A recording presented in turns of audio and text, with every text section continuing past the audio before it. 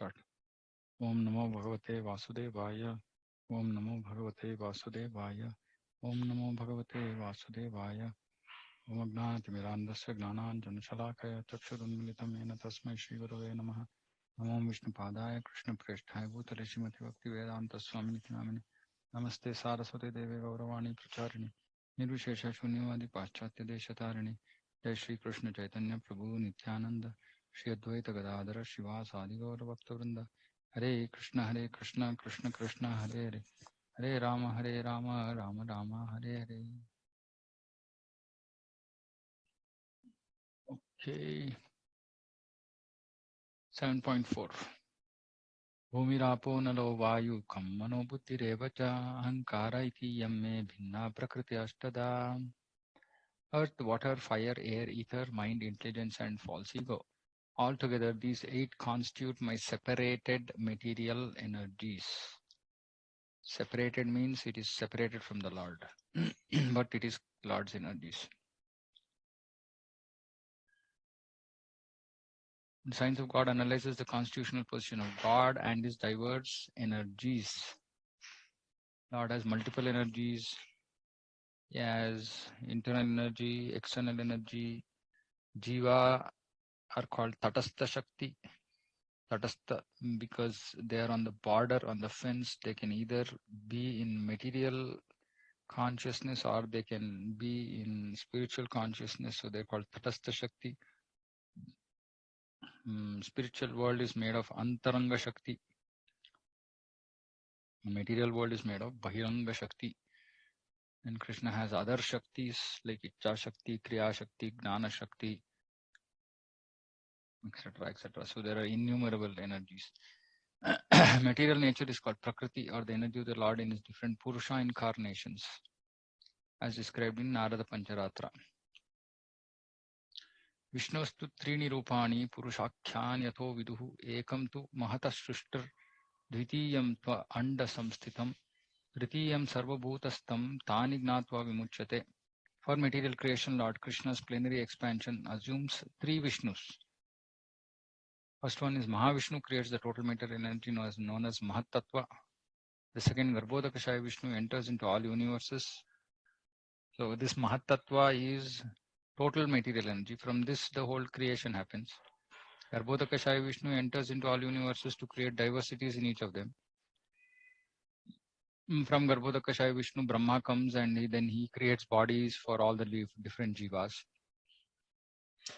The third Kshirodakashaya Vishnu is diffused as the all-pervading super soul, Paramatma. He is present even within the atoms. Anyone who knows these 3 Vishnus can be liberated from material entanglement. Can be means it is left to us.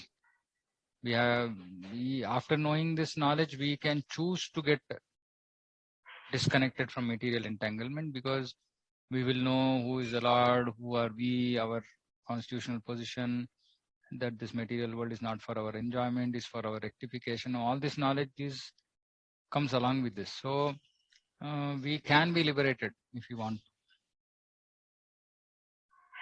This material world is a temporary manifestation of one of the energies of the Lord. So that is why it is called Asat. Okay, it is not. It is. Shastra also says that this material world is false, which means that it is temporary, and which also another reason is that because it is a reflection of the spiritual world. So it's not reality; it's reflection of reality. So that is another reason why it's called false.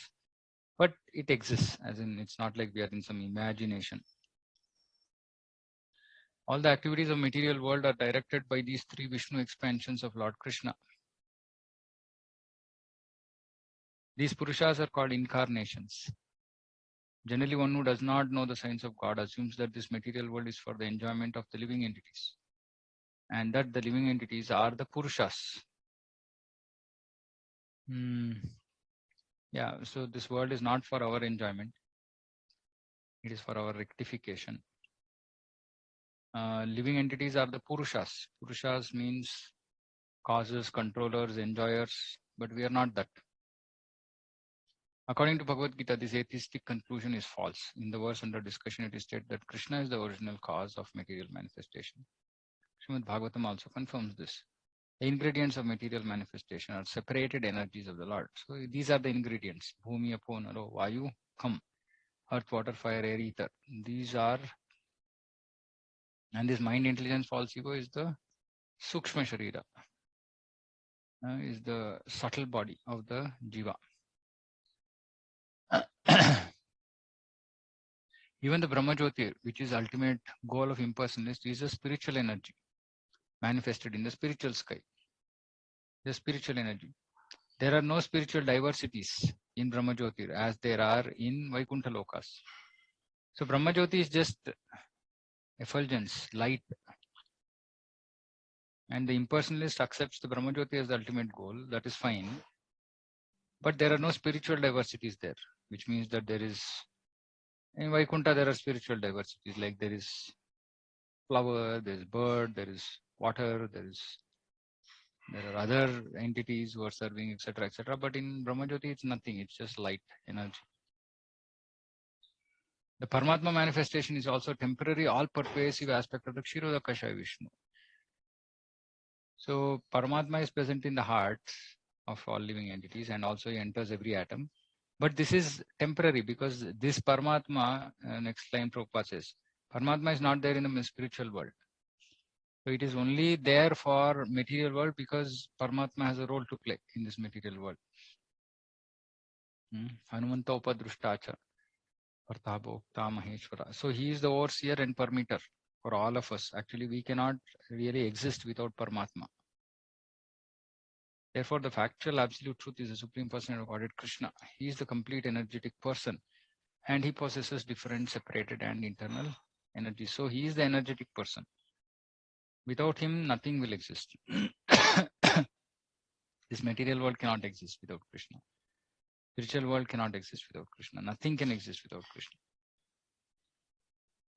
In the material energy, the principal manifestations are 8, as above mentioned. Out of these, the first 5 are called the Panchamahabhuta, 5 gigantic creations or cross creations, within which the 5 sense objects are included. What are the sense objects? Sound, touch, form, taste, and smell. Material science comprises these 10 items and nothing more. That's it, material science. If somebody wants to know material science, just study these 10 things. But the other 3 items, namely mind, intelligence, and false ego, are neglected by the materialists. Philosophers who deal with mental activities are also not perfect in knowledge because they do not know the ultimate source, Krishna. There are so many philosophers. They are just doing mental speculation, but they don't know that Krishna is the ultimate source. The false ego, I am, and it is mine, which constitute the basic principle of material existence. Okay, so this is the basic principle of material existence. That is why everybody, all jivas are like, I, mine, I, mine. This includes 10 sense organs, which are 5 knowledge acquiring senses, 5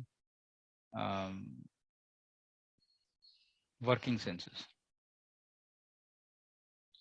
Intelligence refers to the total material creation called Mahatattva. Okay, this requires a different explanation, which I don't recollect right now. There's explanation in Baladev Vidyabhushan's commentary about this statement. Let me see if I get that. I will share a recording, voice recording on the group.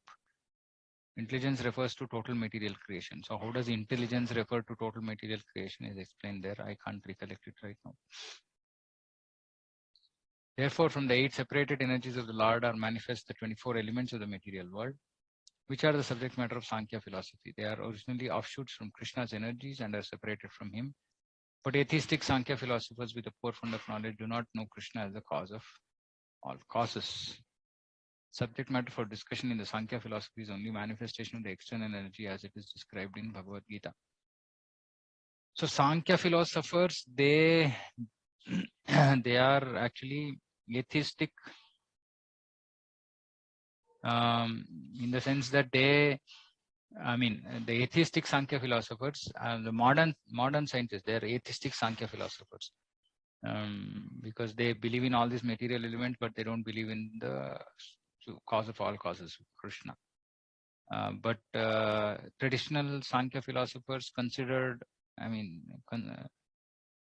they identified or recognized Krishna's position as cause of all causes. There's a name for this modern Sankhya philosophers. Can't recollect. Anyway, so this one is some intricate explanation which I'll try to get. Intelligence refers to the total material creation called the Mahat Tattva. How intelligence is called Mahat Tattva, there's some explanation. Okay, so any questions on this? Is it clear?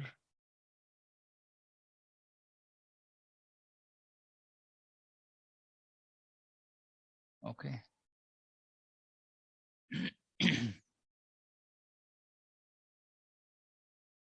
7.5. Apareyam itastanyam prakritim vidhi me param jiva bhutam mahabhavo yedam dhayate jagat. Besides these 8, O mighty armed Arjuna, there is another superior energy of mind. This is the Tatastha Shakti.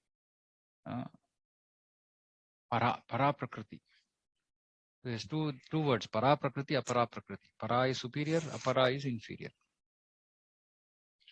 This comprises the living entities who are exploiting the resources of this material inferior nature.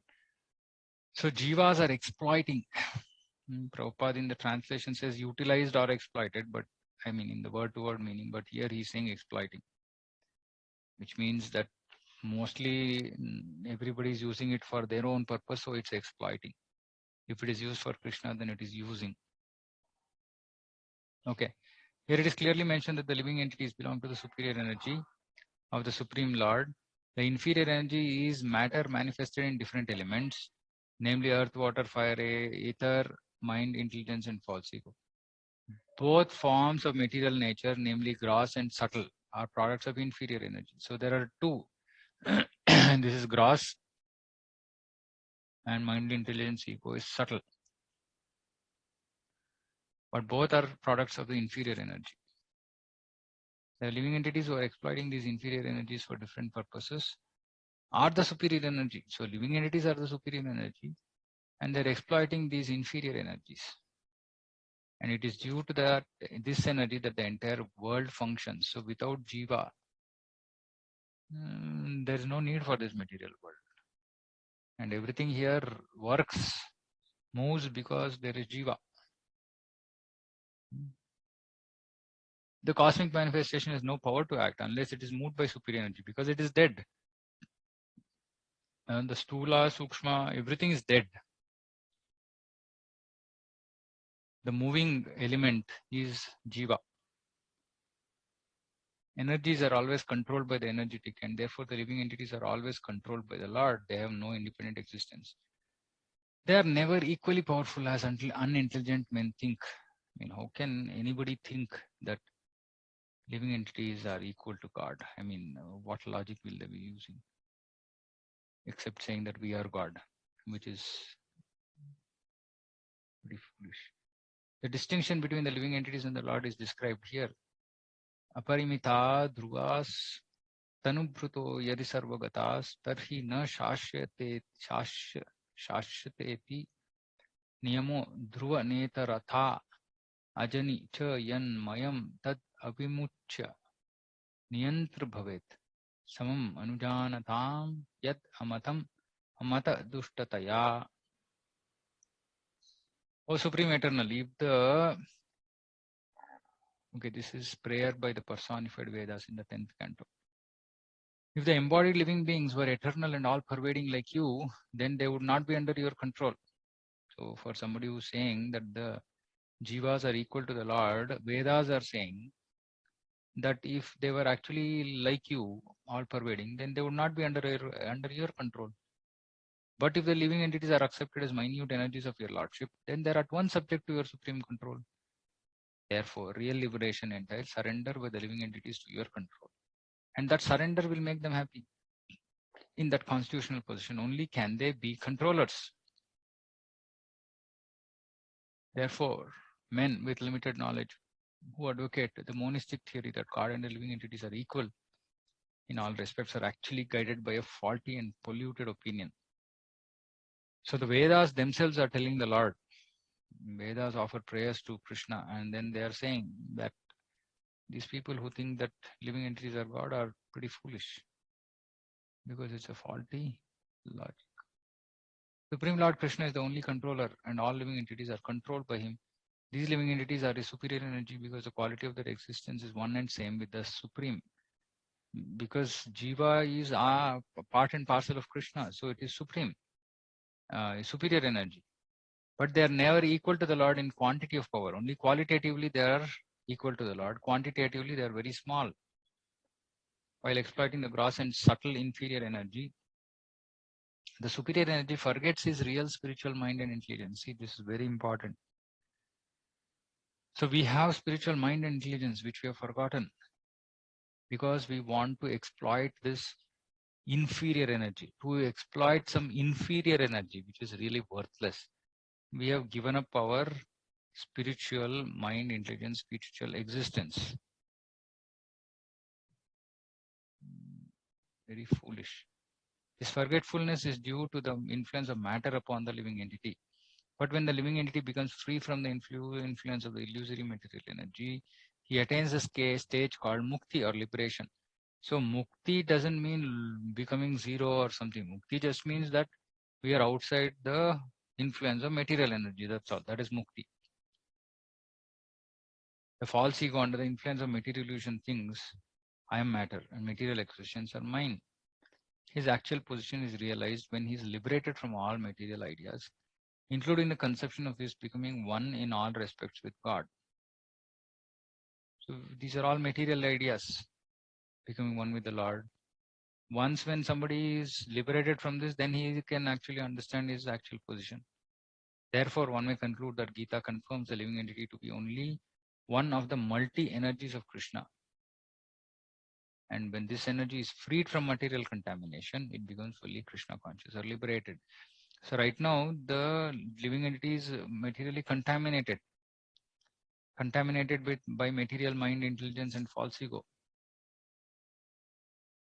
So the whole process is to become free from this contamination. So superior energy trying to exploit the resource of inferior energy. And given up our superior spiritual mind, intelligence, existence, everything, and come here and we are rotting.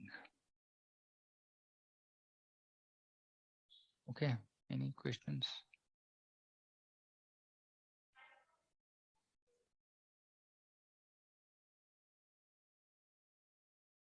Okay. Very technical verses, so I don't know if I am going too fast or should I explain more. Can anybody say, is there any requirement? Prabhuji, Yeah. I have a doubt, Prabhuji. As Shraddha Mataji said that every living entity has Paramatma. So can we feel that Paramatma? Or can Rishi Munis see that? Yeah, we will also be able to see when we reach a very advanced stage in Krishna consciousness, we can see Paramatma. Okay, Prabhuji, Hare Krishna. Hare Krishna. Okay.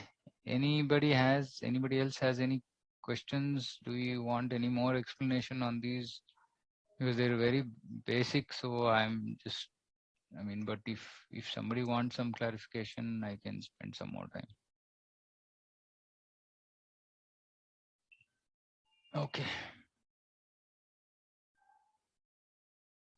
Okay, 7.6. Etat yonini bhutani sarvani ityukada araya aham kritsnasya sagata kabhava pralayasthatha. All created beings have their source in these two natures. So either they have to be spiritual or they have to be material. Of all that is material and all that is spiritual in this world, know for certain that I am both the origin and dissolution. So everything is either spiritual or material, and whatever material or spiritual that is there, Krishna is the cause of the origin and dissolution. Okay. Everything that exists is a product of matter and spirit. Spirit is the basic field of creation, and matter is created by spirit. Spirit is not created at a certain stage of material development. Rather, this material world is manifested only on the basis of spiritual energy, because if the spiritual energy is not there, material energy is dead, literally dead. This material body is developed because spirit is present within matter. A child grows gradually to boyhood, then into manhood, because that superior energy, spirit, soul is present.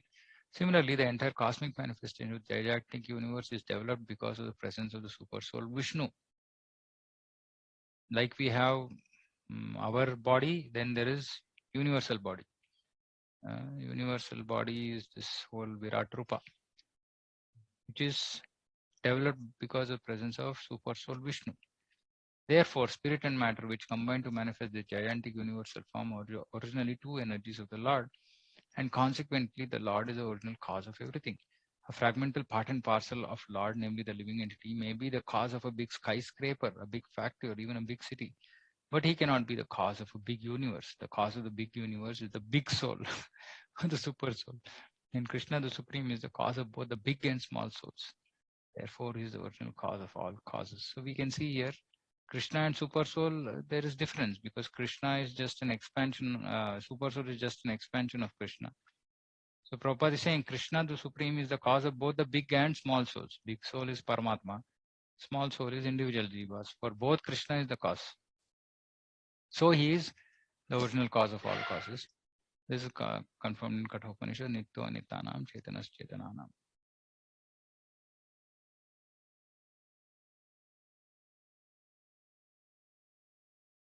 Pretty straightforward.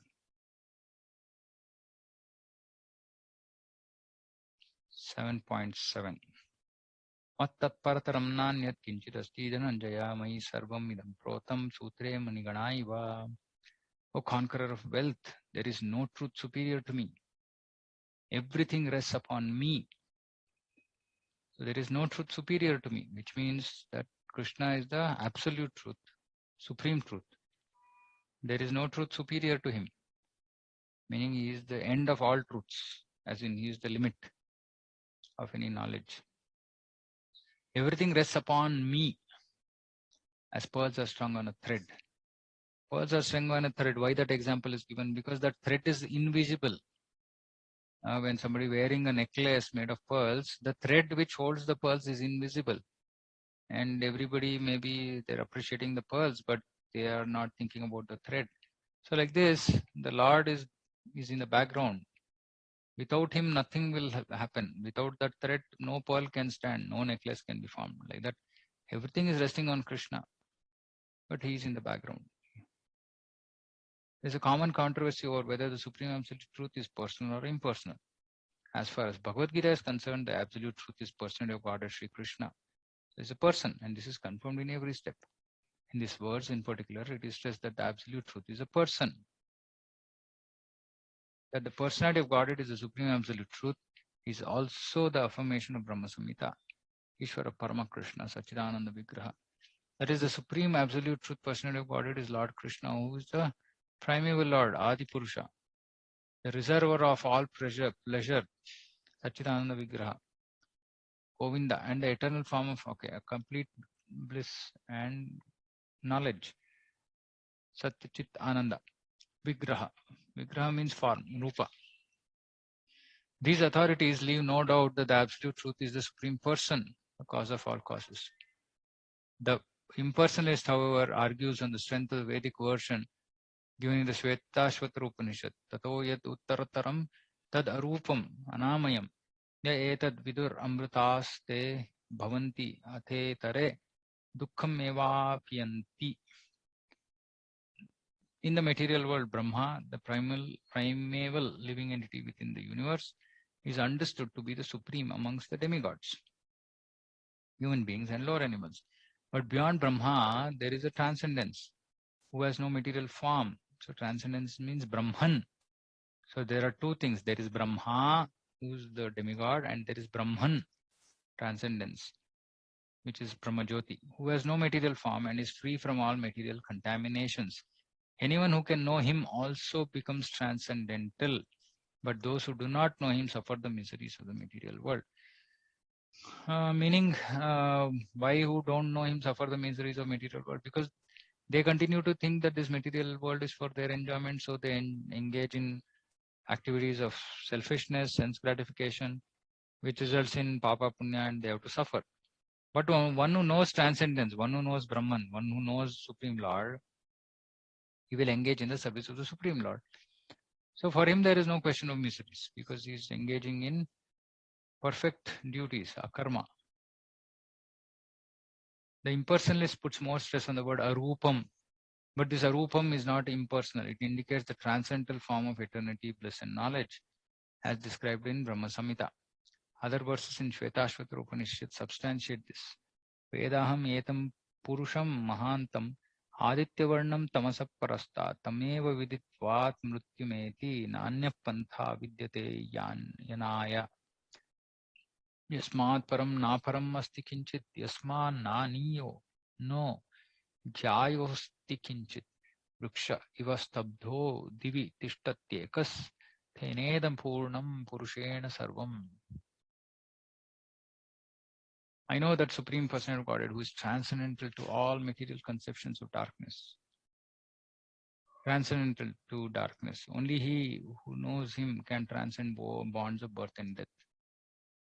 There is no way for liberation other than the knowledge of the Supreme Person. There is no truth superior to the Supreme Person because he is the supermost. He is smaller than the smallest and is greater than the greatest. He is situated as a silent tree and he illumines the transcendental sky, and as the tree spreads its roots, he spreads his extensive energies. From these verses, one concludes that the Supreme Absolute Truth is Supreme Personality of Godhead, which means he's a person and he's all pervading by his multiple energies, both material and spiritual.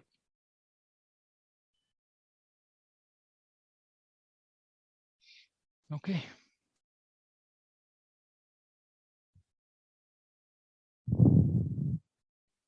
Anything?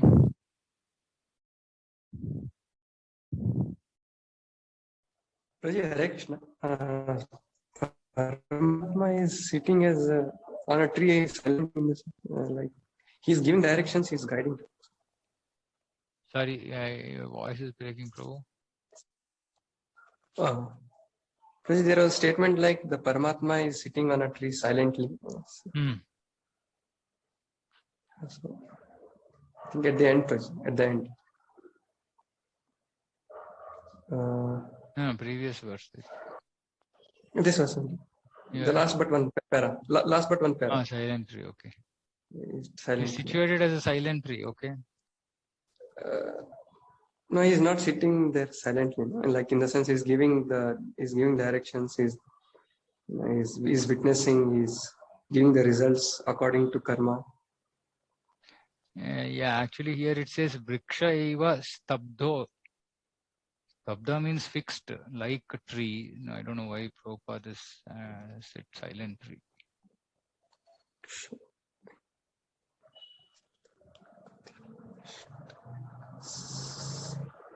Vriksha eva stabdho divi tishtati ekas. Situated like vriksha. Divi, transcendentally situated. I don't know. I can't think of why silent tree is coming. Stabdo means also this thing, right? The awestruck. No. In stabda means inert. Yeah. Non-moving type. Yeah. So that resembles silent, right? Yeah. So that is what non-moving mostly, but no. I think stabdo is like inert, right? So it is like very silent but witnessing. So it is like Lord is actually watching like a bird, right? There is also written that there are two birds in the tree somewhere, right? So I think from that angle, maybe Prabhupada might have written. No, so silent, maybe, yeah. So maybe we don't have to read too much into the word silent in the sense that he is not actively doing. Yeah. In the sense, everything is happening through him. He is the overseer and permitter, but he's not interfering. Maybe silence should be taken from that perspective. Maybe Yeah. he's not interfering, so he's silent. Because otherwise there will be noise. Like you say something, I'll say something. That's noise, right? But here Jiva is saying something. Paramatma is just saying okay. As in, he's not interfering with the independence of the Jiva, so maybe he's silent. Not sure, just speculating. Okay, Prabhuji. Okay. Anybody has any questions? I think otherwise we'll end.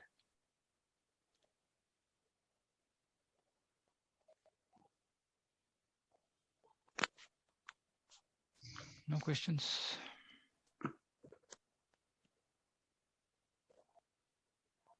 Prabhuji, just confirming, like this impersonalist was coming many times. So these Mayavadis are not impersonalists, right? They are offenders of the Lord. Whereas Yeah. impersonalists, they are not the offenders, but they are attracted to the Brahmajyoti. That's correct.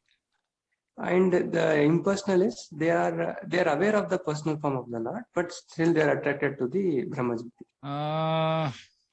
They are aware or they may are not aware. That's not very clear. They think that Brahman is all. Okay. But they are not offending. That is sure. They are not offending. But like, see, for example, Shukadeva Goswami, he was a monist. He was a Brahmavadi. Right?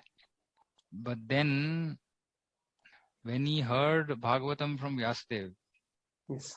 he became a devotee.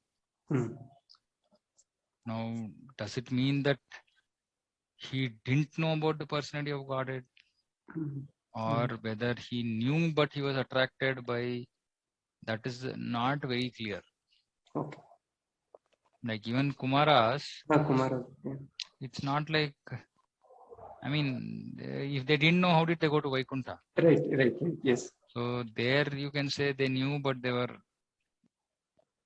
they thought that maybe it's just lack of knowledge types, like they think Brahman is superior to the form.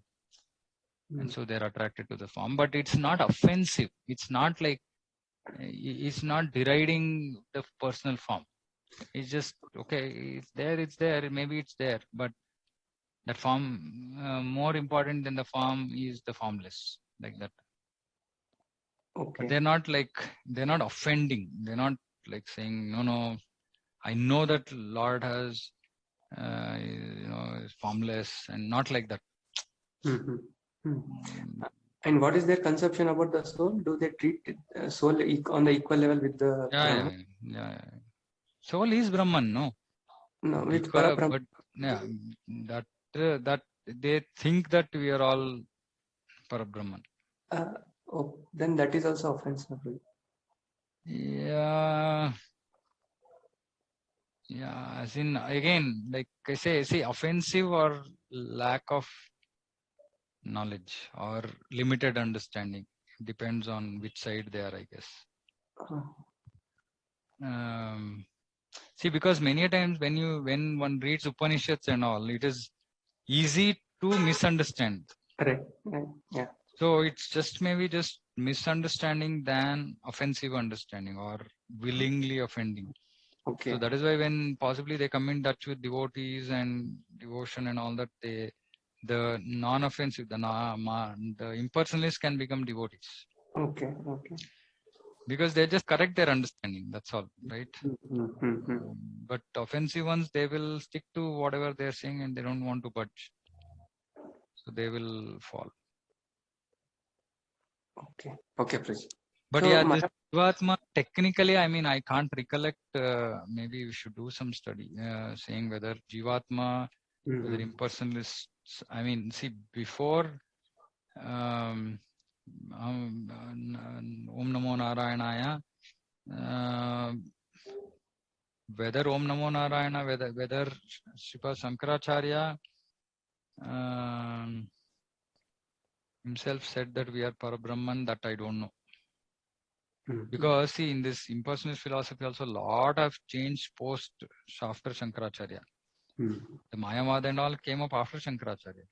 Yes, yes. Right. So now, what was the original conception with respect to Jivatma from the impersonalist school? I am not very sure. Okay. Unfortunately, it's not a very dear topic to me. So when impersonalist comes, I simply skip most of the reading. Maybe I should read now properly to answer this question. Anybody else has? Okay, Nagaraj Prabhu is asking, does Krishna has a soul inside him? Okay, Krishna is the soul. As in, see, soul basically is a spiritual entity. Krishna is all full spiritual. So there's nothing like a soul in Krishna. While Shastra still says that he has a soul, but there's no difference between him and his soul because it's all spiritual.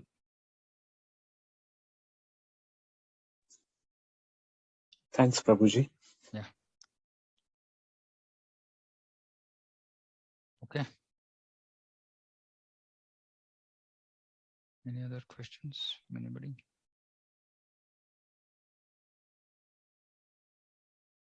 Okay. Just one question. Why is it mentioned in the purport he is smaller than the smallest and he is greater than the greatest? Yeah, because that Paramatma enters even the atom. Atom is the smallest particle in this creation. So he enters even atom. So he has to be smaller than the atom, no, to enter the atom. Okay. And greater than the greatest, yeah, because I mean, as Vamana, he just very easily. Yeah, so he is greater than the greatest, right? That's easy to understand. Greatest meaning they are saying with respect to this material world. In this material world, if you think something is great, is greater than that. Is greater than the greatest in this material world. So somebody might say, okay, there is this, this whole world. No, he's bigger than the world also. Anything you take in comparison, he is bigger than that when it comes to the material world.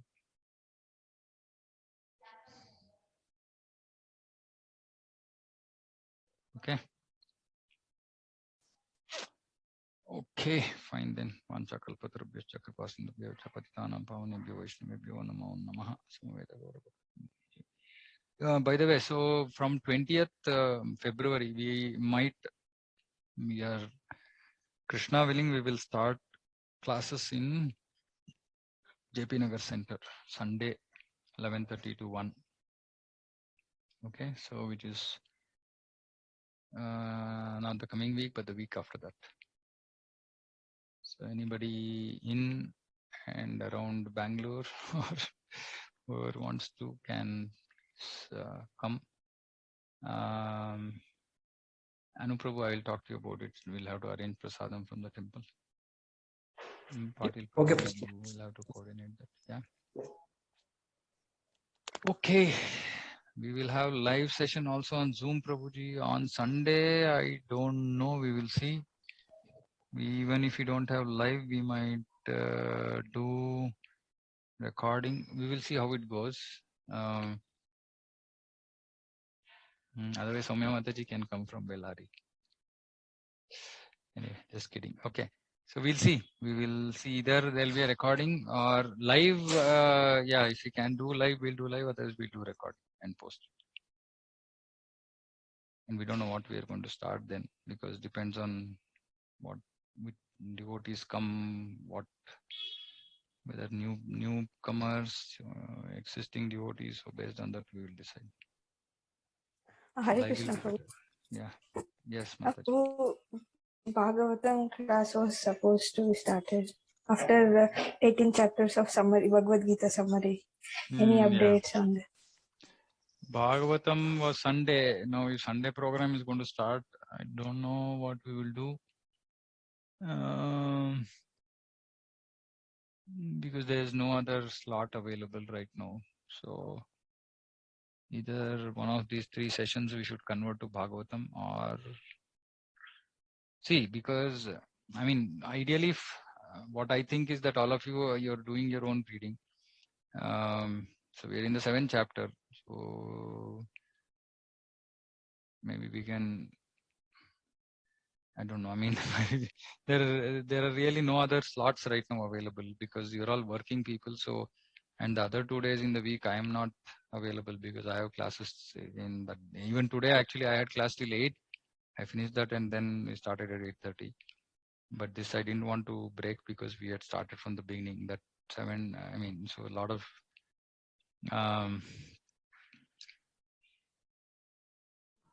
And doing 1 day in a week is not of much use. I mean, for Bhagavatam, we should be more, frequency must be more.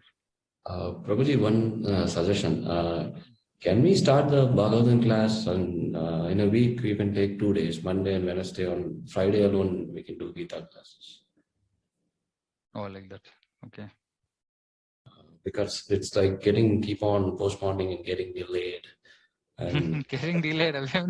As in, see, actually, the Saturday class we were doing was Bhagavad Gita only. We were doing detailed classes on Bhagavad Gita. Then I thought like we will convert it to Bhagavatam. But then what happened was my schedule changed for Saturday, Sunday, and things got a little bit out of whack. So, okay, let's think about this because at least, okay, what I want to do is let's do this. Like, let's finish. See, because the middle chapters I want to do Bhagavad Gita because actually without the last 6 chapters, okay, I mean, it's a lot more jnana and there's not much really, okay, explanation as such, except for 13th chapter a little bit. But after that, I mean, even self-study, I think should be more than enough. But the middle 6 chapters actually I want to finish. So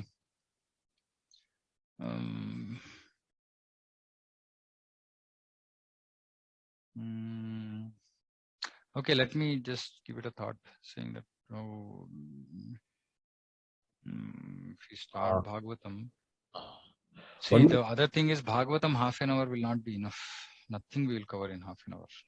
So we will require 1 hour sessions. Now 1 hour will be, I don't know. Prabhuji,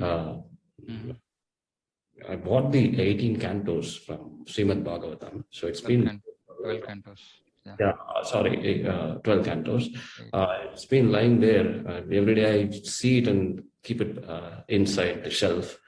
So that's the reason I'm asking, like, if we can start reading or it's like we should. See, you finished Bhagavad Gita once? Yes, the summary. Then you can start. Okay. Not that, your own reading. Yes. Your own reading, if you finished, you can start Bhagavatam.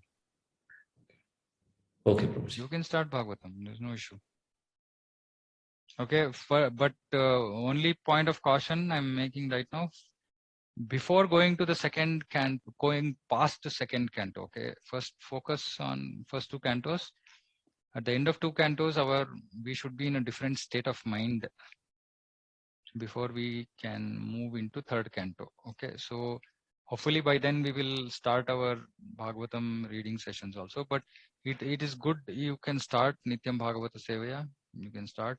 But please remember one thing, never leave reading Bhagavad Gita.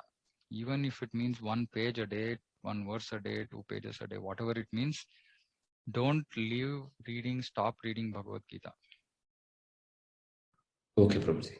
Okay, because it's the foundational philosophy. And I mean, normally, like, I mean, I came to Bhagavatam after possibly I had read Bhagavad Gita 5 times.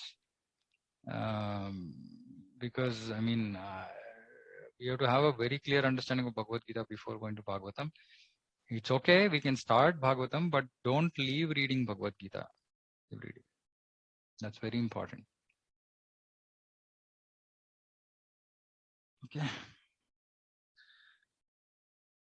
Okay, so I think, what my recommendation is, Veera Prabhu, anyway, since you can start reading Bhagavatam, you please start Bhagavatam. And if you have questions, doubts, etc., I mean, this is general thing for everybody. Anybody who is reading, if you have any questions, I mean, I don't know, nobody is asking any questions.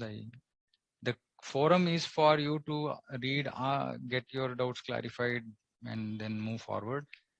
If you're reading every day, I'm sure you would have some doubts or the other. Feel free to put it on the group. If you're not having any doubts, it's very good, but it's unlikely because the subject is so vast that one will end up having doubts. Please read, please put your questions so we can answer. Others will also understand. It will clarify for you also, and you can see the taste for reading will come only when you clarify your doubts. If you don't clarify your doubts, then the taste for reading will not come, because again, you read something, you will get stuck. So you have to get your questions clarified. Otherwise, you can't make progress in reading, and you will not get taste. Taste means like if Saturday, Sunday, you should not budge from your book. I mean, apart from your house responsibilities, duties, whatever you have, you should just be stuck to the book. That much taste you should have for reading. Then we will make tremendous progress. But taste will come only when we have basics clarified. So please ask, please read, please ask questions. Okay. So point I was making is that I think, Veera Prabhu, you can start Bhagavatam. What I want to do is, I think these 3 sessions, I will use these 3 sessions till we complete chapter 12. Right. After that, maybe we can convert this to 2 days Bhagavatam, but then we'll have to see, we will require 1 hour at least. So we'll have to see how to manage that. We'll see that. For now, we will just stick to this, and you please start reading, and anybody has any questions, kindly feel free to put on the post on the group. Okay, so we'll close. Thank you very much. Hare Krishna. I'm disconnecting.